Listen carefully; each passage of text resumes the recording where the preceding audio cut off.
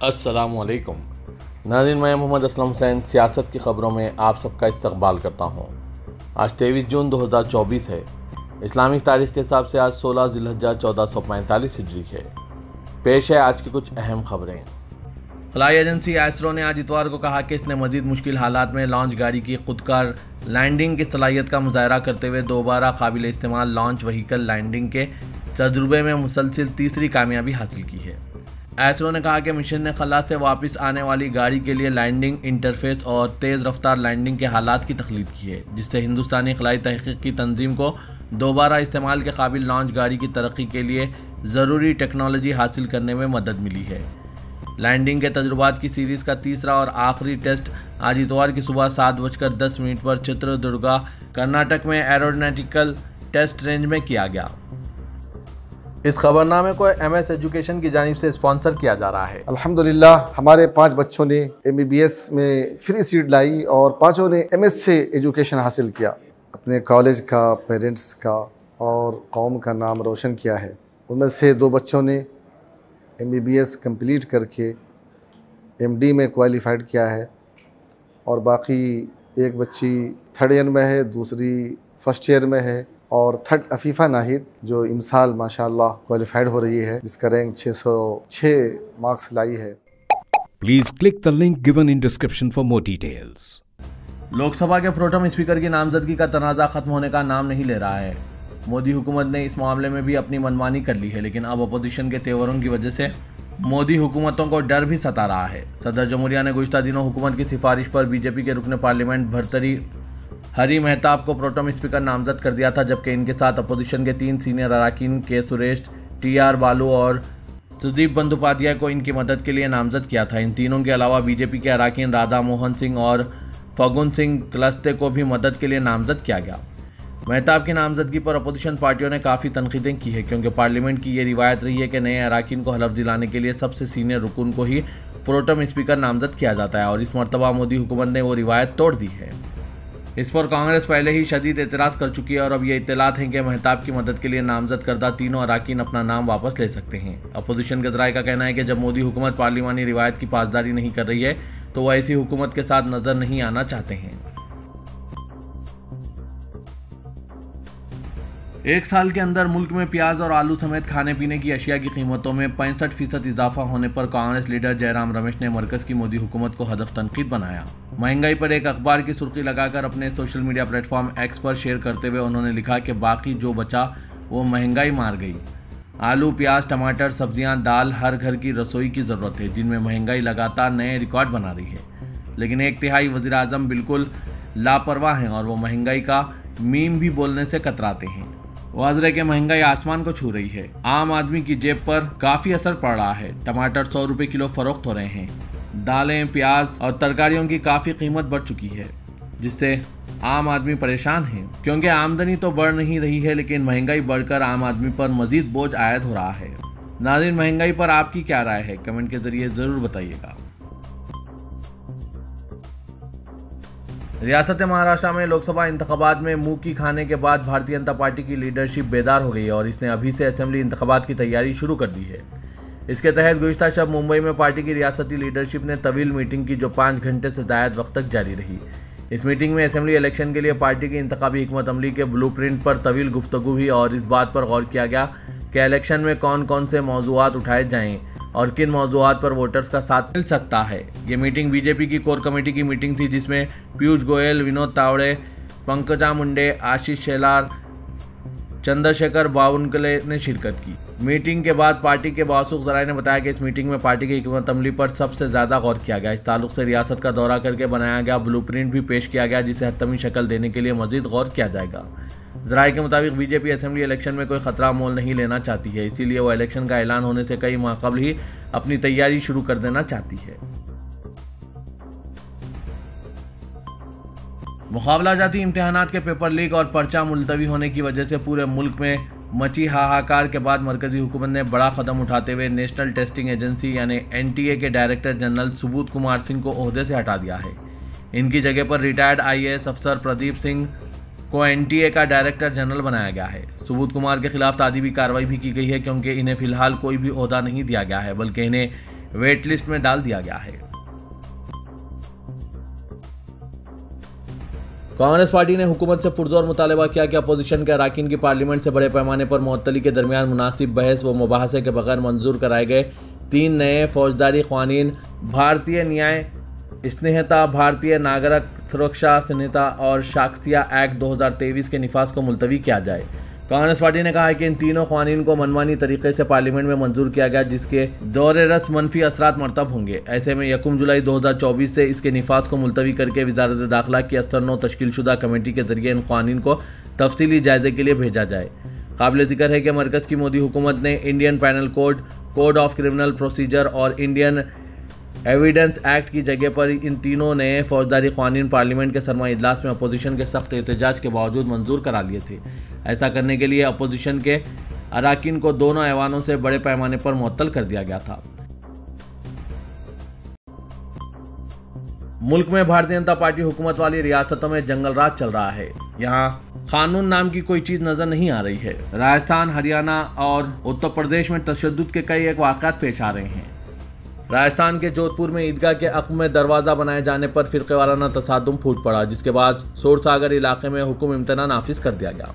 इस मामले में अभी 51 अफराद को हिरासत में लिया गया, जबकि पुलिस पर जानिबदारी से काम लेने के इल्ज़ामात आयद किए जा रहे हैं। इत्तला के मुताबिक जोधपुर के राजाराम सर्कल के करीब वाक़ई ईदगाह में अक़लियती बरादरी के लोगों ने अक़्ब में एक दरवाज़ा बनाया। इस पर अक्सरियती तबके के चंद अफराद ने एतराज़ जताया, जिसके बाद पुलिस और म्यूनसिपलिटी अहलकारों ने दोनों फ़िरक़ों के मुअज़्ज़िज़ीन की मौजूदगी में इस मामले को हल कर दिया। दोनों फ़िरक़ों के 5-5 अफराद की मौजूदगी में बातचीत हुई। तमाम एक ग्रुप ने रात में पथराव कर दिया, जिससे इलाके में कशीदगी पैदा हो गई। हुजूम ने एक मुकामी दुकान को आग लगा दी और 2 कारों और एक पुलिस वैन पर तोड़फोड़ मचाई।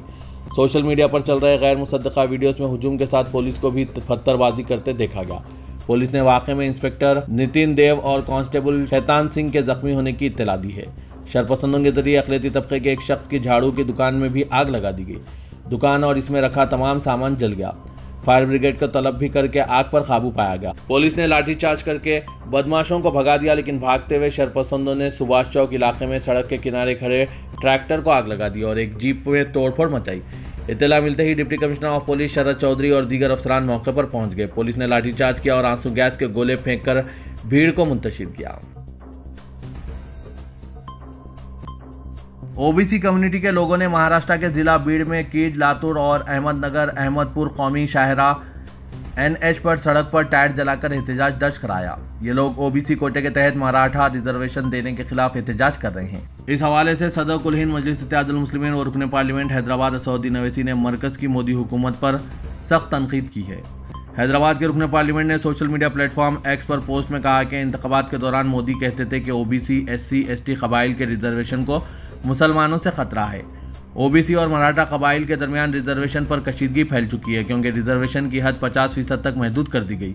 हिंदुस्तान की अक़लियतों, पसमानदा तबक़ात और इंतहाई पसमानदा तबक़ात के लोगों को सूखी रोटी के लिए लड़ाया जा रहा है और 400 पार की हुकूमत इसमें तरमीम करके 50% की हद को ख़त्म करना चाहती है। ओवैसी ने कहा कि बिहार में सरकारी मुलाजमतों और तालीमी इदारों में दिए जाने वाले रिजर्वेशन को 50% से बढ़ाकर 65% करने के पटना हाईकोर्ट के फैसले को मनसूख कर दिया गया। इसके बाद महाराष्ट्र में मराठा और ओबीसी रिजर्वेशन का मसला जोर पकड़ने लगा है। ओबीसी बिरादरी के लोग मनोज चिरांगे के मसूदे नोटिफिकेशन को नाफिज करने का मुतालबा करते हुए एहतजाज कर रहे हैं।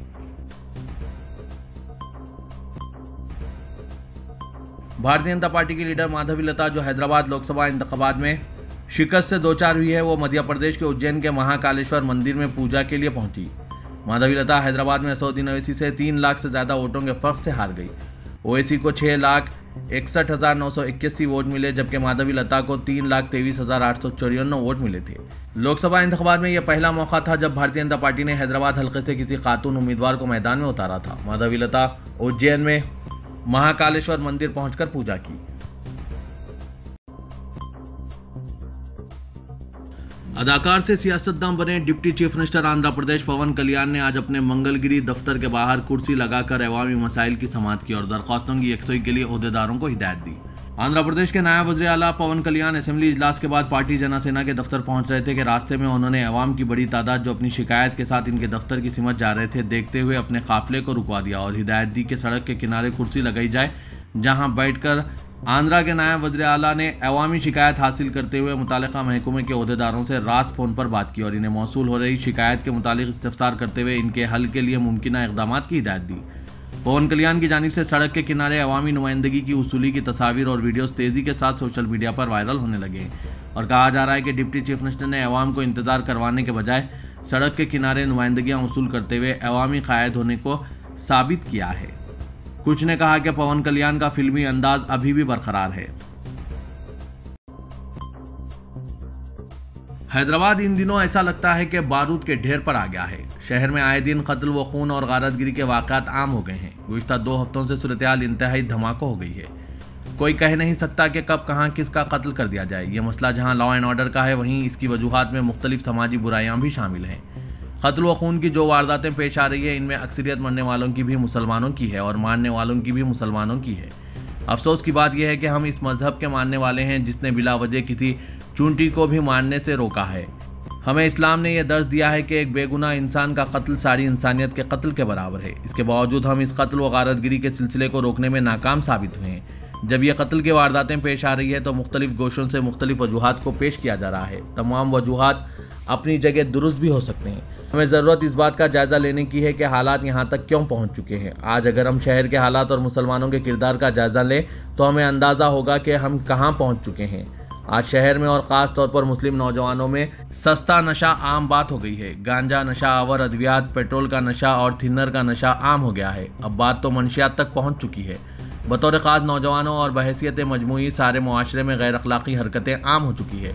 नाजायज़ ताल्लुकात व मुआशक़ा आम बात हो गई है और अफसोस की बात यह है कि इस जानिब किसी की तवज्जो नहीं है कि इस लानत को रोका जाए और इसके खिलाफ समाज और ख़ास तौर पर नौजवानों में शऊर बेदार किया जाए। हम अपने नौजवानों की मसरूफियत, इनकी दोस्तियों और इनके ताल्लुकात का जायज़ा लेने को तैयार नहीं है।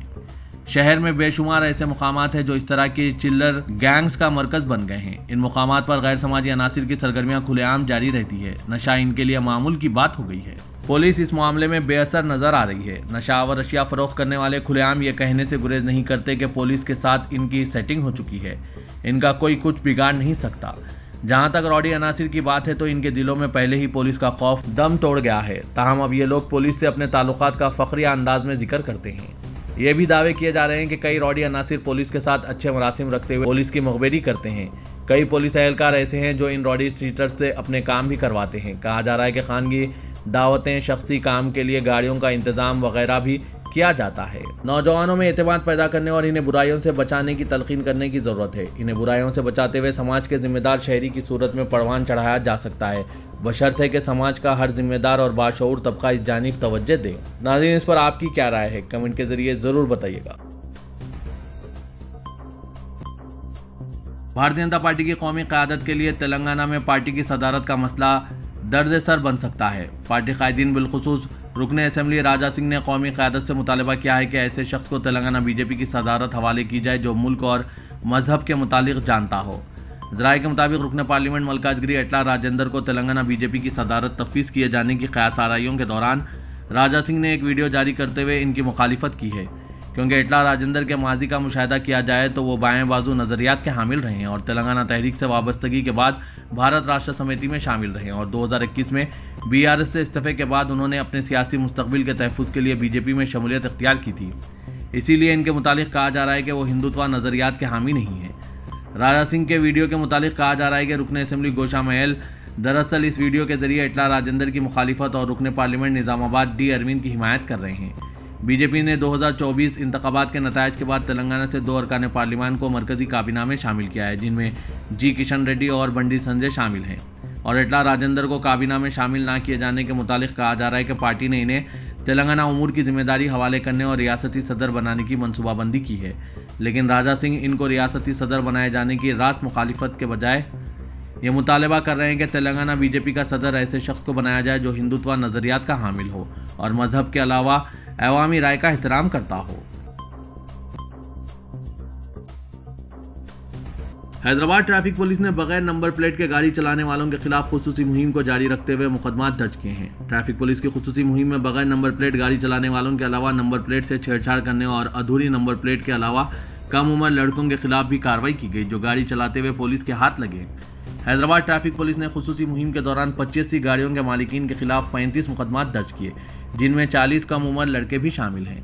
हैदराबाद ट्रैफिक पुलिस ने शहरियों से दरख्वास्त की है कि वो बगैर नंबर प्लेट और अधूरी छेड़छाड़ वाली नंबर प्लेट गाड़ियों को चलाने से बाज रहें और कम उम्र लड़कों को गाड़ी चलाने की इजाज़त ना दें। तेलंगाना के वज़ीर आला रेवंत रेड्डी ने इंकशाफ किया है कि शमशाबाद इंटरनेशनल एयरपोर्ट के अहाते में तकरीबन 500 ता 1000 एकड़ अराजी पर हेल्थ टूरिज्म हब के क़याम का हुकूमत ने मनसूबा बनाया है, जिसके मुताबिक दरकार अराजी हासिल की जाएगी। उन्होंने कहा कि इस हेल्थ टूरिज्म हब के क़याम का मकसद एक ही छत तले तमाम अमराज के लिए मियारी इलाज की सहूलतें फराहम करना है। हैदराबाद के तीनों पुलिस कमिश्नरेट की वेबसाइट काम नहीं कर रही है, जिससे शहरियों को मुश्किलात का सामना करना पड़ रहा है। कई शहरी पुलिस स्टेशन और पुलिस अहदेदारों के फ़ोन नंबरात के अलावा पुलिस स्टेशन का लोकेशन और दूसरे मालूमात के लिए इन वेबसाइट से इस्तेफादा हासिल करते हैं। कई शहरियों ने शिकायत की है कि ये वेबसाइट गैर कारकर्द हैं। पुलिस की वेबसाइट जहां गैर कारकर्द है, वहीं महकमा पुलिस के सोशल मीडिया के दूसरे प्लेटफॉर्म्स काम कर रहे हैं, जिससे शहरी पुलिस से राब्ते में है, लेकिन वेबसाइट्स भी एक अहम जरिया है। इतने अहम डिपार्टमेंट्स की वेबसाइट्स का काम ना करना ताजुब की बात है। मुतअद्दिद शहरियों ने बताया कि उन्होंने आज जब हैदराबाद, साइबराबाद और रच्चाकुंडा पुलिस कमिश्नरेट की वेबसाइट से रुजू होने की कोशिश की तो वो नाकाम है। जैसे ही वेबसाइट खोलने की कोशिश की, वो नहीं खुल रही थी। वाज़ है कि हाल ही में सिटी पुलिस के हॉक आई के अलावा एक और ऐप को हैकर्स की जानिब से हैक किया गया था। बाद सिटी पुलिस ने मुलजिम को दिल्ली से गिरफ्तार करने में कामयाबी हासिल की। ज़राए ने बताया कि पुलिस डिपार्टमेंट डिजिटल प्लेटफॉर्म्स की सिक्योरिटी ऑडिट कर रहा है, इसलिए वेबसाइट्स डाउन है। लेकिन हैरत की बात यह है कि अवाम को पुलिस डिपार्टमेंट की जानिब से मतला नहीं किया गया।